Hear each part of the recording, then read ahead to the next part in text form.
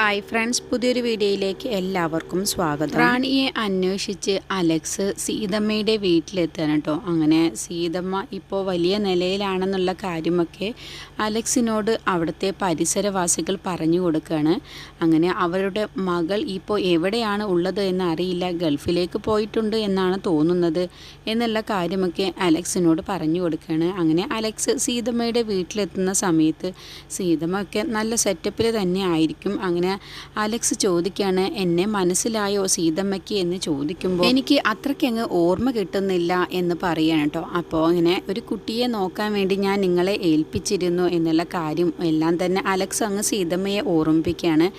അങ്ങനെ അലക്സിനെ അങ്ങ് ഓർമ്മ വരികയാണ് കേട്ടോ സീതമ്മയ്ക്ക്. അലക്സിനെ സീതമ്മയ്ക്ക് പിന്നെ അങ്ങ് ഓർമ്മ വരികയാണ്. അങ്ങനെ അലക്സിനോട് നല്ലപോലെ പെരുമാറിയിട്ട് നിങ്ങൾ കാരണമാണ് ഞാനിപ്പോൾ ഈ നിലയിലെത്തിയത്. ആ പെൺകുട്ടിയെ എനിക്ക് വളർത്താൻ വേണ്ടി തന്നതുകൊണ്ട് മാത്രമാണ് ഞാൻ ഇത്രയും സുഖത്തിൽ ജീവിക്കുന്നത്. അവൾ കാരണമാണ്. അവളൊരു നല്ലൊരു പെൺകുട്ടിയാണ്. എൻ്റെ മകളെ, സുഖമില്ലാത്ത എൻ്റെ മകളെ നോക്കി മരിപ്പിച്ചതെല്ലാം ആ പെൺകുട്ടി തന്നെയാണ്. ഞാൻ ഇത്രയും നല്ല നിലയിലെത്തിയതും അവൾ കാരണമാണ്. അതിൻ്റെ നന്ദിയൊക്കെ നിങ്ങളോട് എനിക്കുണ്ട്. പിന്നെ ആ പെൺകുട്ടിയെ എനിക്ക് തരുന്ന സമയത്ത് നിങ്ങൾ എനിക്ക് കുറച്ച് പൈസ തന്നിരുന്നു. ആ പൈസയും അതിൻ്റെ പലിശയും കൂട്ടിച്ചേർത്ത് ഞാൻ നിങ്ങൾക്ക് തിരിച്ചു തന്നേക്കാം എന്നൊക്കെ പറയാം കേട്ടോ. അയ്യോ, അതിൻ്റെ ഒന്നും ആവശ്യമില്ല. ഞാനിപ്പോൾ ഇവിടേക്ക് വന്നത് ആ പെൺകുട്ടിയെ കാണാൻ വേണ്ടിയിട്ടായിരുന്നു. അവൾ ഇവിടെ ഇല്ല. അവൾ ഏതോ സ്ഥലത്തേക്ക് ജോലിക്ക് വേണ്ടി പോയിരിക്കുകയാണ്. ഇനി കുറച്ച് ദിവസങ്ങൾ കഴിഞ്ഞിട്ടേ വരികയുള്ളൂ. അപ്പോൾ വീണ്ടും വരുന്ന സമയത്ത് എനിക്ക് പൈസ തരാം എന്നൊക്കെ പറഞ്ഞിട്ടാണ് പോയത് എന്നൊക്കെ അങ്ങ് സീതമ്മ പറഞ്ഞു കൊടുക്കാൻ കേട്ടോ. അപ്പോൾ സീതമ്മയോട് അലക്സ് പറയണം, അങ്ങനെയെങ്കിൽ ആ പെൺകുട്ടിയുടെ അമ്മയ്ക്ക് ആ കുട്ടിയെ കാണണമെന്നുണ്ട്. മരിക്കുന്നതിൻ്റെ മുന്നേ ആ കുഞ്ഞിനെ എനിക്കൊന്ന് അവരെ കാണിപ്പിക്കണമെന്ന് എനിക്കും ആഗ്രഹമുണ്ട്. അതുകൊണ്ട് ഇനി നിങ്ങളുടെ മകൾ വരുന്ന സമയത്ത് എന്നെ ഒന്ന് വിളിക്കണം, ഈ നമ്പറിലൊന്ന് വിളിച്ചാൽ മതി എന്നൊക്കെ പറഞ്ഞ് അലക്സ് സീതമ്മയുടെ കയ്യിലേക്ക് അങ്ങ് ഫോൺ നമ്പറും കാര്യങ്ങളൊക്കെ കൊടുക്കണം കേട്ടോ. അങ്ങനെ അലക്സ് പോവാൻ വേണ്ടി നിൽക്കുന്ന സമയത്താവും റാണിയുടെ ഫോട്ടോ അങ്ങ് കാണാണ്. അപ്പോൾ ഇതാണോ ആ പെൺകുട്ടി എന്ന് ചോദിക്കുമ്പോൾ സീതമ്മ, അതെ, ഇത് തന്നെയാണ് നിങ്ങൾ എന്നെ വളർത്താൻ ഏൽപ്പിച്ച എൻ്റെ മോള് റാണി എന്നാണ് ഇവളുടെ പേര് എന്നുള്ള കാര്യമൊക്കെ അങ്ങ് സീതമ്മ പറഞ്ഞു കൊടുക്കുകയാണ്. അങ്ങനെ റാണിയുടെ ഫോട്ടോ അലക്സ് കണ്ടപ്പോൾ ഞാൻ വളർത്താൻ ഏൽപ്പിച്ച കുട്ടി ഇതാണെന്നുള്ള കാര്യം അലക്സിന് അങ്ങ് മനസ്സിലാവാണ്. പിന്നീട് അലക്സ് അവിടെ നിന്ന് അങ്ങ് പോവാണ്. പിന്നീട് റാണിയെക്കുറിച്ച് മധു ആൻറ്റിക്ക് വല്ലാത്ത സംശയം തന്നെയാണ് കേട്ടോ തോന്നി തുടങ്ങുന്നത്. അർജുനോട് പോലും ഇപ്പോൾ പൂജയ്ക്ക് പഴയ പോലെ സ്നേഹമില്ല എന്നുള്ള കാര്യമൊക്കെ ഇങ്ങനെ മനസ്സിലിങ്ങനെ തോന്നുകയാണ്. അങ്ങനെ അച്ഛമ്മ അവിടെ ഇരിക്കുന്ന സമയത്ത് മധു ആൻറ്റി അവിടെ ചെന്നിട്ട് പറയണം, അമ്മേ, എനിക്കൊരു കാര്യം പറയാനുണ്ട്. എൻ്റെ സംശയമാണെന്നൊന്നും അമ്മ പറയരുത്. ഇപ്പോൾ പഴയതുപോലെയല്ല, പൂജയുടെ പെരുമാറ്റത്തിലൊക്കെ നല്ല വ്യത്യാസമുണ്ട്. പക്ഷേ പൂജ ഇപ്പോൾ അർജുനോട് പോലും അതുപോലെയാണ് പെരുമാറുന്നത്. അർജുനോട് ഇപ്പോൾ പഴയതുപോലെ സ്നേഹമില്ല എന്ന് എനിക്ക് തോന്നുന്നുണ്ട് അമ്മേ എന്ന് പറയട്ടോ. ആ സമയത്താവും അവിടേക്ക് മാധുരി അമ്മ അങ്ങ് വരികയാണ്. എന്നിട്ട് എന്താ മധു, എന്താണ് പ്രശ്നം എന്ന് മാധുരി ചോദിച്ചറിയാണ്. അപ്പോൾ അല്ല മാധുരി ചേച്ചി, എൻ്റെ തോന്നലൊന്നുമല്ല, ഇപ്പോൾ പൂജയ്ക്ക് പഴയതുപോലെ അർജുനോട് അത്ര താല്പര്യമില്ലാത്ത പോലെ എനിക്ക് തോന്നുന്നു.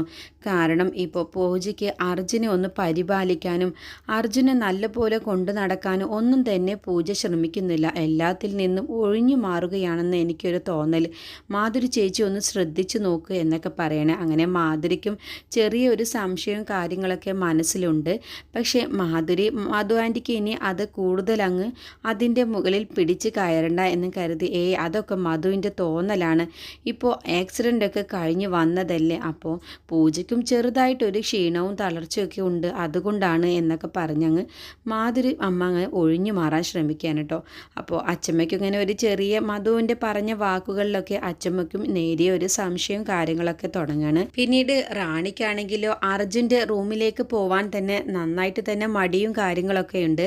അർജുൻ്റെ കയ്യിലെ പ്ലാസ്റ്ററും കാലുമ്മലെ പ്ലാസ്റ്ററും ഒക്കെ അഴിച്ചതിൻ്റെ കാരണം കൊണ്ട് തന്നെ റാണിക്ക് അർജുൻ്റെ റൂമിലേക്ക് പോകാൻ തന്നെ ഭയങ്കര മടിയും പേടിയും ഒക്കെ ആയിട്ടാണ് തോന്നുന്നത്. അയാളെങ്ങാനും ഇനിയും എന്നെ അങ്ങ് മോശമായിട്ട് പെരുമാറുമോ എന്നൊക്കെയുള്ള ഒരു ചിന്ത, അയാളുടെ ഭാര്യ പൂജയോട് പെരുമാറുന്നത് പോലെ എന്നോട് പെരുമാറുമോ എന്നുള്ള ആ ഒരു പേടിയൊക്കെ കേട്ടോ റാണിയുടെ മനസ്സിൽ. അങ്ങനെ റാണി മനസ്സോടെ അർജുൻ്റെ റൂമിലേക്ക് അങ്ങ് ചെല്ലാണ്. എൻ്റെ കള്ളത്തരമെങ്ങാനും അർജുൻ കണ്ടുപിടിക്കുമോ എന്നുള്ള ഭയത്തോട് കൂടിയിട്ടാണ് പോകുന്നത്. അങ്ങനെ അർജുനാണെങ്കിൽ അവിടെ ഇരുന്ന് ഓരോ കാര്യങ്ങളൊക്കെ ഇങ്ങനെ ചെയ്യാം. അപ്പോൾ റാണി പതുക്കെ അങ്ങ് ചെന്ന ശേഷം അവിടെയുള്ള തലയണയും ബെഡ്ഷീറ്റും ഒക്കെ എടുക്കുകയാണ്. അതെന്താ പൂജ, നീ ഇന്നും താഴെയാണോ കിടക്കുന്നത്? ആ അതെ, ഇപ്പോഴും അജുവേട്ടൻ്റെ ഒന്നും മാറിയിട്ടില്ലല്ലോ, എല്ലാം ശരിയാവട്ടെ എന്ന് പറയുമ്പോൾ എനിക്കിപ്പോൾ കുഴപ്പമൊന്നുമില്ല, നീ അതുകൊണ്ട് ഇനി താഴെ കിടക്കണ്ട, ഇവിടെ തന്നെ കിടന്ന എന്നങ്ങ് പറയുമ്പോൾ റാണി ഇനി എന്ത് ഞാൻ ചെയ്യും എന്നുള്ള പരിഭ്രമത്തിൽ നിൽക്കാൻ കേട്ടോ. അങ്ങനെ റാണി വീണ്ടും അർജുനോട് ഓരോ ഒഴിവ് കഴിവുകൾ അങ്ങ് പറയാണ്. അപ്പോൾ റാണിയോട് വീണ്ടും അർജുൻ പറയും അത് വേണ്ട, നീ ഇവിടെ കിടന്നോ എന്നൊക്കെ പറഞ്ഞ് വാശി പിടിക്കുകയാണ്.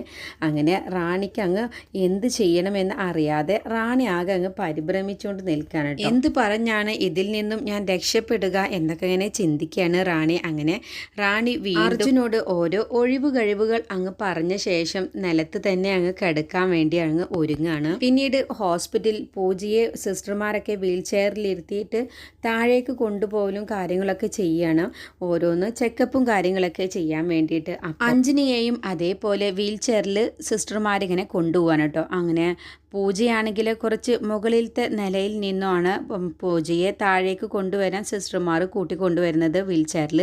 ആ സമയത്ത് എന്തോ ഒരു ആവശ്യത്തിന് വേണ്ടി പൂജയെ കൊണ്ടുപോകുന്ന സിസ്റ്റർ അങ്ങ് മാറി നിൽക്കാൻ കേട്ടോ. അപ്പോൾ ഉയരങ്ങളിൽ നിൽക്കുന്ന പൂജ പെട്ടെന്ന് തന്നെ വീൽ ചെയർ അങ്ങ് തെന്നിയിട്ട് താഴേക്ക് അങ്ങ് ഉരുണ്ട് വരികയാണ് കേട്ടോ. വീൽ ചെയറും പൂജയും കൂടി അങ്ങ് താഴേക്ക് വരികയാണ്. ഈ സമയത്ത് ഏറ്റവും താഴെയായിട്ട് അഞ്ജനയും കൂടി ഉണ്ടാവും. അങ്ങനെ പൂജ അങ്ങ് പേടിച്ചുകൊണ്ട് തന്നെ വീഴുമോ എന്ന് പേടിച്ചിട്ട് വീൽ ചെയറിൽ നിന്നും ഞാൻ താഴെ വീഴുമോ എന്നും പേടിച്ചിട്ട് പൂജ ഒന്നങ്ങ് കരയാൻ ശ്രമിക്കുകയാണ് കേട്ടോ. സൈഡിലുള്ള കോണിയുടെ അഴിയിൽ അങ്ങ് പിടിക്കുകയാണ്. അപ്പോൾ താഴെ നിന്നും അഞ്ജന ഇതങ്ങ് കാണാൻ കേട്ടോ. അങ്ങനെ അഞ്ജന പെട്ടെന്ന് നോക്കുന്ന സമയത്ത് എൻ്റെ മോൾ റാണിയാണ് അത് എന്നുള്ള കാര്യം അങ്ങ് മനസ്സിലാവുക കേട്ടോ. പക്ഷേ പൂജയെ റാണിയായിട്ടാണ് അഞ്ജന കാണുന്നത്. ഒരേ മുഖഛായയുള്ള രണ്ടു പേരായതുകൊണ്ട് തന്നെ പൂജ ഏതാണ് റാണി ഏതാണെന്ന് മനസ്സിലാവാത്തത് കൊണ്ട് തന്നെ പൂജയെ കണ്ടപ്പോൾ എൻ്റെ മകൾ റാണി തന്നെയാണ്, ഏട്ടൻ ഫോട്ടോയിൽ കാണിച്ചു തന്ന അതേ മോള് തന്നെയാണ് എന്നൊക്കെ അങ്ങനെ അഞ്ജന ചിന്തിക്കുകയാണ്. അങ്ങനെ അഞ്ജന എൻ്റെ മോളാണത് എന്നൊക്കെ പറഞ്ഞ് അഞ്ജന നേരെ പൂജയുടെ അടുത്തേക്ക് അങ്ങ് പോവാൻ വേണ്ടി നിൽക്കണ്ട. അപ്പോഴത്തേക്കും മൂപ്പനും മകളും സിസ്റ്ററൊക്കെ കൂടി ഓടി വന്ന് പൂജയെ വീഴാതെ അങ്ങ് പിടിക്കുകയാണ് കേട്ടോ. വീൽ ചെയർ അങ്ങ് പിടിക്കുകയാണ്. അങ്ങനെ പൂജ വീഴാതെ അങ്ങ് രക്ഷപ്പെടുത്താൻ കേട്ടോ. എന്നിട്ട് അവരെ കണ്ടപ്പോൾ അഞ്ജനയും കൂടെ അങ്ങ് വരികയാണ്. എന്നിട്ട് മൂപ്പനും മകളും ഒക്കെ പൂജയുടെ കൂടെ ഉണ്ടാവും. അങ്ങനെ അഞ്ജന അങ്ങ് വന്ന് സംസാരിക്കുകയാണ്. അങ്ങനെ അഞ്ജനയോട് മൂപ്പൻ പറയുകയാണ്, ഞങ്ങൾക്ക് പുഴയുടെ തീരത്ത് നിന്നാണ് ഈ കുട്ടിയെ കിട്ടിയത്, ബോധമുണ്ടായിരുന്നില്ല, പിന്നീട് പനിയും കാര്യങ്ങളൊക്കെ ആയിട്ടാണ് ഈ ഹോസ്പിറ്റലിൽ എത്തിച്ചത്, പനിയാണോ ഒട്ടും വിട്ടുമാറാത്ത അവസ്ഥയിലായിരുന്നു എന്നുള്ള കാര്യമൊക്കെ വിശദമായിട്ട് അഞ്ജനയോട് പറഞ്ഞു കൊടുക്കുകയാണ്. അങ്ങനെ അഞ്ജനയ്ക്ക് ഇതെൻ്റെ മകളാണ്, എൻ്റെ മകൾ റാണിയാണ് എന്നങ്ങ് വിശ്വസിക്കാൻ കേട്ടോ. അങ്ങനെ ഞാൻ അവളുടെ അമ്മയാണ് എന്നൊക്കെ പറഞ്ഞ് മൂപ്പനോട് അഞ്ജന അങ്ങ് മനസ്സിലാക്കി കൊടുക്കും. അങ്ങനെ ഹോസ്പിറ്റലിലുള്ള ഡോക്ടർമാർക്കൊക്കെ സമാധാനമാവാണ്. അപ്പോൾ ഈ കുട്ടി ആരാരുമില്ലാത്തവളല്ല, അനാഥയല്ല. അപ്പോൾ ഈ കുട്ടിക്ക് എന്തോ ഒരു അപകടം സംഭവിച്ചിട്ടാണ് പുഴയുടെ തീരത്ത് വന്നത് എന്നുള്ള കാര്യമൊക്കെ ഡോക്ടർക്ക് മനസ്സിലാവണം. അങ്ങനെ അഞ്ജന പൂജയുടെ അമ്മയാണെന്ന് കരുതാണ്. അങ്ങനെ അഞ്ജനയുടെ കൂടെ ഇനി പൂജ അങ്ങ് പോവാൻ വേണ്ടി നിൽക്കുക. അഞ്ജനയാണെങ്കിലോ സ്വന്തം മകളെ കിട്ടിയ ആ ഒരു സന്തോഷത്തിലും കാര്യത്തിലുമാണ് അഞ്ജന. അങ്ങനെ കമ്മീഷണർ ഹോസ്പിറ്റലിലേക്ക് വരികയാണ് കേട്ടോ. അങ്ങനെ അഞ്ജന സന്തോഷത്തോടു കൂടി എൻ്റെ മകളെ കണ്ടു, എൻ്റെ മകളെ കിട്ടി എന്നൊക്കെ പറയുമ്പോൾ കമ്മീഷണർ ആകെ അങ്ങ് ഞെട്ടിപ്പോവാണ് പൂജയെ കാണുന്ന സമയത്ത്. അപ്പോൾ പൂജ മരിച്ചിട്ടില്ല എന്നുള്ള കാര്യം കമ്മീഷണർക്ക് അങ്ങ് മനസ്സിലാവാൻ കേട്ടോ. അങ്ങനെ ഇനി എന്ത് ചെയ്യുമെന്ന് അറിയാതെ കമ്മീഷണർക്ക് പൂജയെ കൊല്ലാനും പറ്റാത്ത ഒരു അവസ്ഥയിലാവും. അഞ്ജനയ്ക്ക് വേണ്ടി കമ്മീഷണർ പൂജയെ അഞ്ജനയുടെ കൂടെ അങ്ങ് പറഞ്ഞയക്കാൻ കേട്ടോ. അങ്ങനെ അഞ്ജന ഇനി പൂജയുമായിട്ട് അഞ്ജനയുടെ വീട്ടിലേക്ക് അങ്ങ് പോവാണ്. അങ്ങനെയുള്ള ഒരു എപ്പിസോഡാണ് ഇനി വരാനിരിക്കുന്നത്.